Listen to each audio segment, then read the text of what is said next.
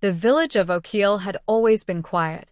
The kind of place where you could hear the sound of cassava being pounded from across the stream, where everyone knew who killed whose goat, and who still owed the palm wine tapper. So when a house appeared overnight on the edge of the forest, people noticed.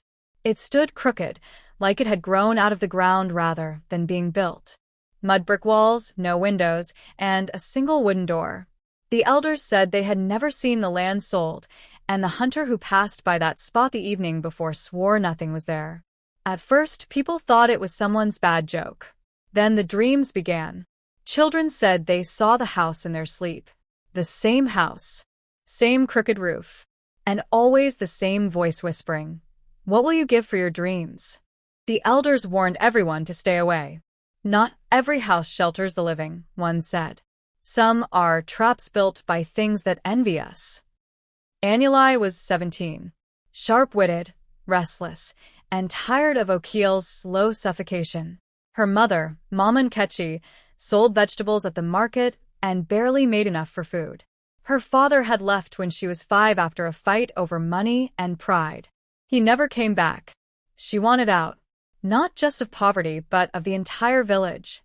She wanted university, a career, a life beyond washing other people's children and hawking pepper. But her dreams clashed with the cost of reality. School fees were overdue, uniform torn, sandals worn out. That afternoon, Mama Nkechi told her to forget the next term. "I can't kill myself for education," she snapped. "Do you see anyone in this village flying plane with certificate?" Anuli left without a word. The sun was setting. She walked, not sure where she was going, her thoughts loud with anger and despair. That's when she saw it. The house. Alone. Silent. Waiting. She didn't plan to enter. But something about it pulled her in. The door creaked open by itself. She stepped inside. It was dim. A table stood in the center with a cracked mirror above it. A bed in the corner. A fireless hearth. It was empty, but clean, like it had been expecting her. Then the voice came. Soft but clear. "Do you want your dreams to come true?"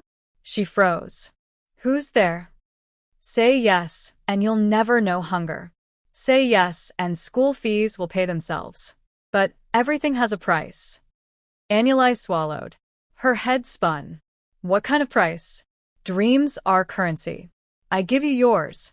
You feed me the rest." She hesitated. But then she remembered her mother's words. Her torn books. Her teacher's pity.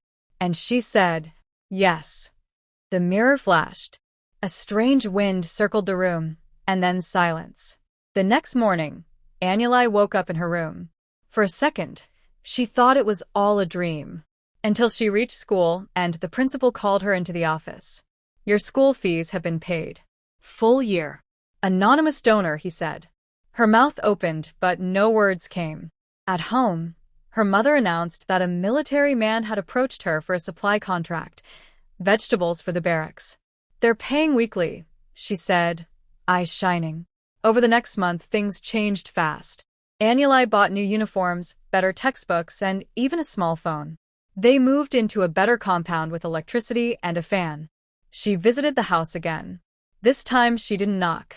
"You've tasted fortune. Ready for more?" the voice said. "Yes." Bigger dreams, bigger meals. That night, she slept with a smile.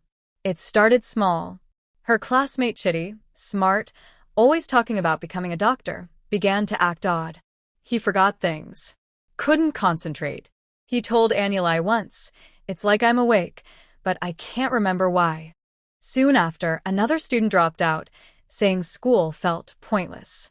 Then a teacher resigned unexpectedly, claiming she had no dreams left. Anuli noticed a pattern. All of them had once spoken proudly of big ambitions. She dreamt of them at night. Each dream showed one of them struggling, reaching for something invisible, crying, chasing shadows. When she asked the house, it replied, "Dreams don't come free. Yours grows, theirs shrink. Balance must hold." She stopped going for a week. But her fortune slowed. Her mother's supply contract was reduced. Her phone stopped working. School fees for next term were suddenly unpaid. She returned. One night, Annuli had a dream that shook her. She saw herself, older, standing in a strange city, rich and powerful. But behind her was a trail of faceless people. Their shadows fed her own. She turned to look at them, and one by one, they disappeared into a dark well. Then the mirror in the dream shattered, and she woke up screaming. That morning, she looked at the real mirror in her room.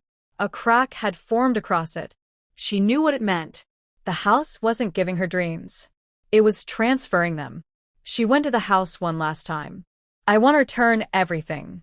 Give them back what you took. You already chewed. You swallowed. You fed. I'll give back mine. You no longer know where your dream ends and theirs begin. Then take mine. Take all. Silence. Then, you offer hunger? I accept. The floor of the house opened. A pit. Black. Endless. Her hands trembled, but she stepped into it. Fire and wind roared. Voices screamed. The walls bled. But she did not stop. At dawn, the villagers heard a loud crash. They ran to the edge of the forest. The house was gone. Only a scorched circle remained. And at the center of it, Annuli, alive but changed. She wouldn't speak again. She just sat by the village well each evening, humming songs no one knew. Chitty returned to his old self, talking about medicine and scholarships. Other students regained their fire. The teacher, who resigned, came back with new energy. But Annuli's silence spoke louder than any warning. To this day, villagers tell their children, when you dream, dream gently, and never enter houses that appear without builders. The end.